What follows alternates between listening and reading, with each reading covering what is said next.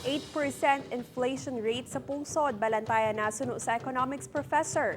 Mga konsumidor nga nagaagunto sa kamahal sang presyo, haluson na kuno makapamalaklon sa subong nga panyempo. Inigitutukan ni Daryl Marie Sarmiento.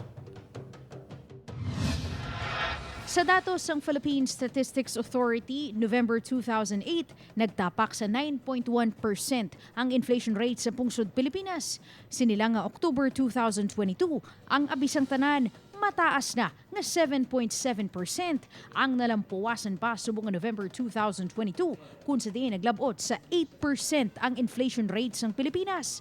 Pinakamataas sa nakaligad nga 14 anyos. Sa punto de vista sang isa ka economics professor, hindi na inilangulango, apisar, pwede man maging kontrolado. Mga sobra sa 10, mga 2-digit inflation, delikado na. Pero 8 is bordering the 2-digit. So, we have to take caution aton nga gobyerno, tanig na they have to do something. Diri gani sa Harubig Market, makita mo na gid sa reaksyon sang konsumidor nga ang 500 tubtub 1,000 ka pesos. Halos sinsilyo na lang kag pilang bato ang sarang mabakal.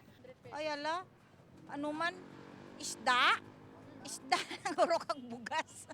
Amo lang gid na. Ti ano pa bi? Ti kung damoy mo sila guron, bakal kabi duha ka ganta nga bugas isa kadlaw. Ti pilang duha ka ganta nga bugas? Ti ang isda mo isa ka kilo lang. Di amo lang na. Ang mga needs lang gid bala naton ang aton nga mabakal nga daw kinahanglan rong adlaw-adlaw, pero kung kuon nga makabakal pag kita sang damo daw wala na gid siya. Patag ni Professor Visitasyon. So, ang kada inflation, manubo gid ang purchasing power.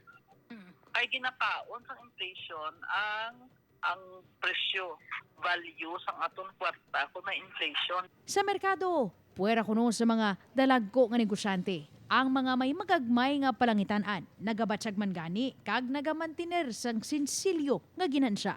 Nagmahalagit man subong kay bisan sa ginakumpara namo na wholesale, amo man nagapatong lang gid kami tag 10 ka pesos, 5 ka pesos. Matuod nga hindi lang pungsod Pilipinas ang nagaagunto sa inflation, pero mahimo pa man ini masolusyonan kung tani isang gobyerno. Pinaagi sa pag-subsidize sa mga kinahanglanon, ilabi na sang mga pumuluyo nga wala sang permanente o kun estable nga trabaho. Aton nga mga expert level tightening kuno. So i-readjust naton nga lifestyle, ang aton mga priorities para nga mag-igo aton kwarta. Pero hindi niya dapat amo sila nga advice, no?